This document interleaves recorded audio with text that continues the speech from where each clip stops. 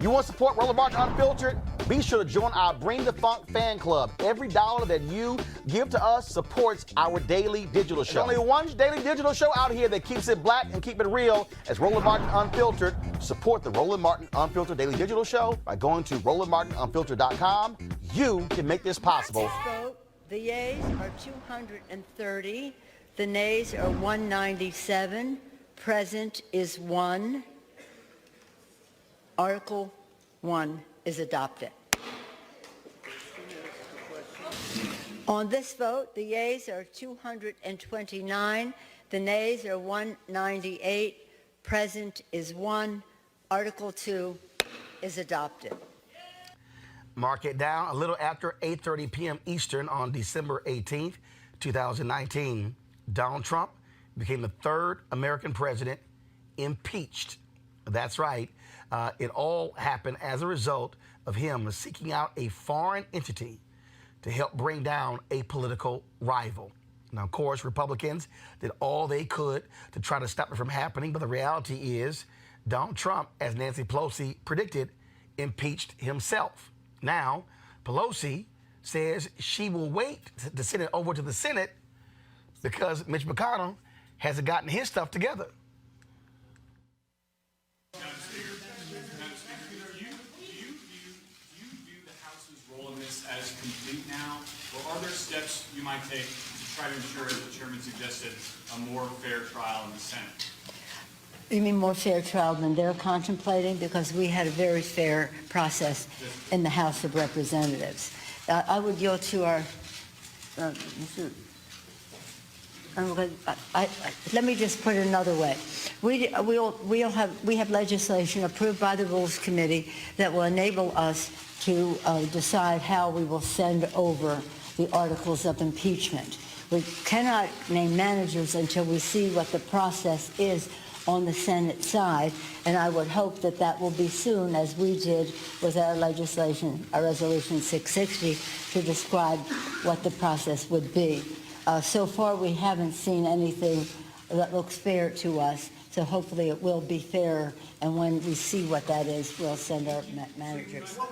Today, Pelosi held a news conference where she was asked, of course, about what took place last night. She pretty much said she doesn't give a damn what Republicans think. Risk, as some Republicans have said, of looking like you're playing games with impeachment if you hold on to these articles for too long. I said what I was going to say, Nancy. When we bring the bill, which is, just so you know, there's a bill made in order by the Rules Committee that we can call up at any time in order to send it over to the Senate and to have the provisions in there to pay for the impeachment. And then the next step, the whatever you want to call it, the trial. That is where you put the managers. I was not prepared to put the managers in that bill yet because we don't know the arena that we are in. Frankly, I don't care what the Republicans say. Any other questions? Not on this subject. I've said this is it. I honored Nancy. You run the risk, as some Republicans have said, of looking like you're playing games with impeachment if you hold on. So it's interesting, Nancy Pelosi makes it perfectly clear that she's not going to play games with Mitch McConnell. Let's go to our panel right now. Dr. Greg Carr, Chair, Department of Afro-American Studies, Howard University. Also with us is Melanie Campbell, of course, she with the Black Women's Roundtable, and Michael Brown, former Vice Chair, DNC Finance Committee. Melanie, I want to start with you. Folks talk about Nancy Pelosi. She did not want last night to happen. Right. She held off for a very long time, but she managed this process in a way where, look, she's got the Republicans trying to figure out what in the hell she's going to do next. Mm-hmm. Well, I think that Nancy Pelosi is the leader that was needed in this moment in history. She's boss. She's boss lady. But she's following the process. She's been really clear. It's been about the Constitution. It's been growing up in this country where all the white folks I grew up around talk about how the flag and how important it is to follow the rule of the law and all these kind of things, but only as pertains to everybody else. And so it was a sad moment you know, to watch it, because I've lived long enough to know that this was extremely serious what happened last night. But the president made sure that he was impeached. So she just had to do what her oath of office required her to do, and that's uphold the Constitution. Greg Carr. And do it for the American people. Greg Carr, Democrats wanted her to impeach him after the Mueller report. She said no. I remember the comment she made, he is going to impeach himself. And he kept going, and he kept going, and he kept going, and he did. And people don't realize it was that phone call in September. And then first of all, when the whistleblower came forward, Adam Schiff calls out the director of national intelligence. That's how this all came about. Donald Trump's actions caused last night. They absolutely did. And the GOP has dropped all pretenses. That's why I think, as far as news and commentary is concerned, this is really the only place to have an intelligent conversation about this. I'm sitting next to a sister who has been part of a coalition, who has been doing political analysis for a long time, and I need to go back and look at the Black Women's Roundtable and go, what have we been saying? What you've been saying? We've been trying to tell y'all this. There were only 2 articles yesterday that were approved, and only 3 Democrats, well, I guess 2 if you count this cat from New Jersey who's going to try to run on a Republican ticket, switch sides. Let's leave Tulsi Gabbard aside for a second. But there were only 2. The 10th article of impeachment for Andrew Johnson was for him saying that America's a white man's country, and as long as I'm president, it's going to remain a white man's government. That was the 10th article of impeachment in 1866 for him.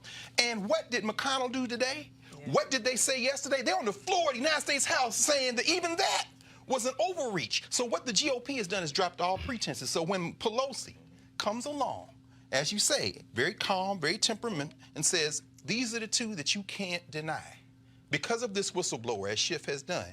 And when she says, we're going to hold this back and let McConnell get his act together, I think about our brother Al Green, who's probably his first appearances were here on your airways, on your show, when he says, we could have got this guy at the beginning. But what you've taken away from the GOP is every hiding place except the one thing they have now put their entire government on the bedrock of, and that is what? This is a white man's government, and we're going to ride it till the wheels fall off. And we're going to do it the way we want. And we're going to do it the way we want. Mike Brown, what is interesting here is now, first of all, McConnell talked too soon. Him and Lindsey Graham. We might call this thing up, immediately vote. So they saying to us right now, we'll do it before Christmas. This thing is out of the way. Now, she's going to sit back and say, what y'all got? Then what's going to happen is it's going to force those moderates in the Senate, Collins. It's going to force a Murkowski. It's going to force, for the moderates, but for whatever you want to call it, Romney. Those individuals are going to say, well, hold up. Are we going to call witnesses? What are the rules? How's this going to work out? That's the other piece there. And so she can sit on it and make them wait. Trial may not be till next October. I think that's, and Cory Gardner, who you probably think, even though he's not a moderate, but his state is becoming much different. You're exactly right, and that just genius. I mean, we're watching Political 101 genius about how Nancy Pelosi No. This doctorate level. Okay, thank you. This ain't 101. Masters, you're right. This 501, 601. This is like a thesis. PhD. This is a thesis. You're right. Yeah. Absolutely. That's right. She, depending how you look at Speaker's history, Sam Rayburn, Tip O'Neill, and then Nancy Pelosi. She's in that group. And what she has done is put him, now they're always on the defensive now. We've never seen Republicans on defensive like we do now, especially this guy who's always, 45, is always on the offensive. Now he's on the defense. He's going to have to avoid impeachment through Christmas holidays and possibly through the Iowa caucuses. Lauren Victoria Burke and MPA joins us as well. Here's what you know, crazy man is unhinged. So last night, he's in Michigan. He attacks a dead man. Right. The longest serving member in U.S. House history. Yeah. Now you got 2 Republicans in Michigan saying, you need to apologize. Right. You insults the man widow. Mm-hmm. Oh, I don't want anything.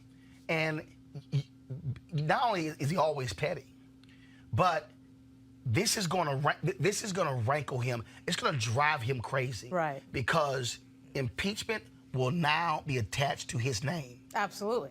Absolutely, and the idea that it somehow is going to benefit him, I think, is a ridiculous statement. Obviously, for the most part, people stay where they were. If you supported Trump, you supported Trump. If you was against him, you were against him. But I think, like, the saddest part of the entire thing is to watch the Republican Party in this moment. The Republican Party is embarrassing itself. It is the lowest point for them, easily the lowest point for them. Because if you notice during their little debate yesterday, there is nobody out there defending Donald Trump, the person. This is something that Chris Matthews brought up yesterday. It's very true. Very much so. No defense whatsoever of his behavior. No defense on the merit of any of the charges. No defense of this is a good man who wouldn't do this. None of that. Because they can't. They can't. And what's even more shocking is when you think about the fact that these two articles have nothing to do with treason, have nothing to do with emoluments, have nothing to do with obstruction, really direct obstruction of justice, which they could have very easily have brought up. So there's all these other things that they could have impeached him on that they didn't even get to. And these Republicans are standing out there, and of course you see the demographic divide right in front of your face with this party. Mostly white males defending the president. Not even a few white women thrown in there to sort of make it look good, because this is it. This is the party. This is the Republican Party, and it is embarrassing. And that new group that Rick Wilson and them set up, the Never Trump Republicans. George Conway. Good for them, right? Because those Never Trump Republicans, a lot of them are white men as well. But the point is, this party has just come down to desperation and defending Donald Trump, and that's it. The day after, you know it's bad when you got Putin defending you. Right, right. Exactly. Yeah. When Putin is defending Trump, that's all you need to know. Right. As to where this man stands. And Right. the only one, the French, the Chinese, the English, China saying, we told y'all this is American democracy. What are y'all talking about? In England, they're saying, yeah, this is a problem. And they got Boris Johnson. You've leapfrogged over Boris Johnson. And to the point that you just raised, Lauren, this Lincoln Quartet that they've got, they were in the New York Times today. You know, that includes a man who was John McCain's principal advisor that loosed Sarah Palin on the world.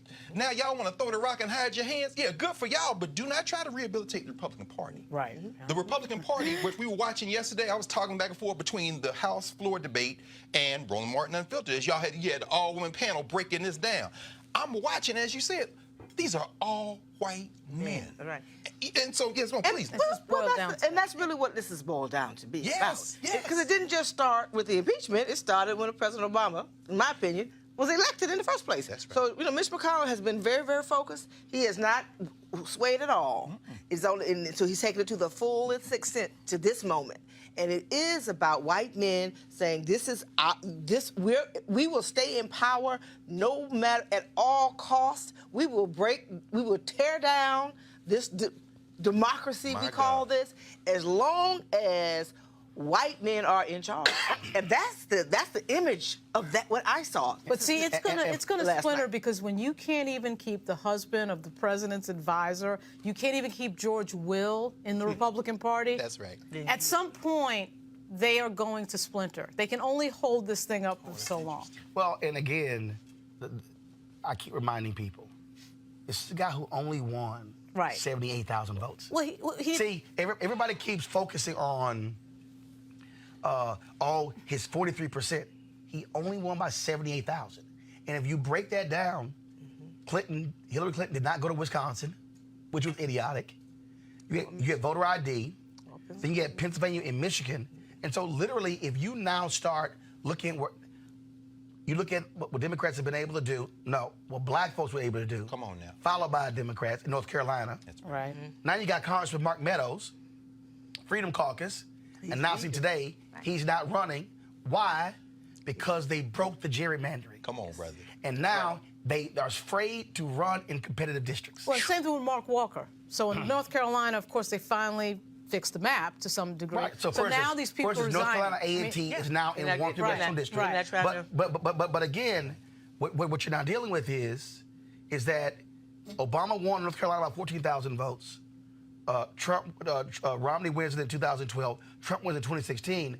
North Carolina could very well be definitely in play in 2020, like it was in 2008, because of the work of Reverend Barber, Moral Mondays, NAACP, Democracy North Carolina, all those folks. And so that's why I keep trying to tell people, y'all keep talking about his base, but he only won by 78,000 votes in 3 states. Well, they're outnumbered, and they know they're outnumbered. Yeah. Obviously, Hillary, I mean, I know, obviously, we know the Electoral College is the thing, but obviously she won by almost 3 million more votes. That would tell you that there's a huge problem with the Republican Party, because if you go back to 2000, obviously Al Gore and that whole, I mean, Gore basically won, right? So they're barely able to get by. In fact, and Gore just won his home state. Right. He's president. Right. Correct. They're only able to get by on voter suppression. Which is now and what other they're doing now. games, right? Look at Georgia. Right. The story you're going to cover today. Right. That's right. I mean, now you can see the battleground states that are coming up now. Right. Georgia, the purge. We're seeing these, and so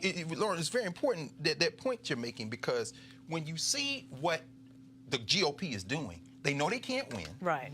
So they're not funding the census, but now we see millions of dollars in states that need to be having their count right, or they're spending money now. This country could very much fracture. We can't take 4 more years of Trumpism because the GOP is stacking the federal judiciary. One of the reasons the Democrats probably didn't go to court is because these judges were slow and slow. 13 this week. And that's the piece. While all this was going on. Folks, back to our Roland Mark Unfiltered video in just one moment. All right, folks, it's the holiday season. This is when you think about spending time with your family and friends. It's also when you count your blessings and support those less fortunate. This year, you can be a holiday hero and change someone's life forever. Right now, there are hundreds of thousands of people who are sitting in jail without being convicted of a crime. Why? Because they can't pay the bail. The reality is this: if you are able to pay your bail, you're more likely to have no charges brought against you as a result of that. But if you can't pay it, you're more likely to plead guilty. That's why the Ebony Foundation has partnered with the Bail Project and sponsoring the Home by the Holiday campaign. Their goal is to bail out 1,000 people between now and New Year's Day. You can make a donation to their effort to do so. All you got to do is go to homebytheholiday.com, homebytheholiday.com. Now back to your Roland Martin Unfiltered video.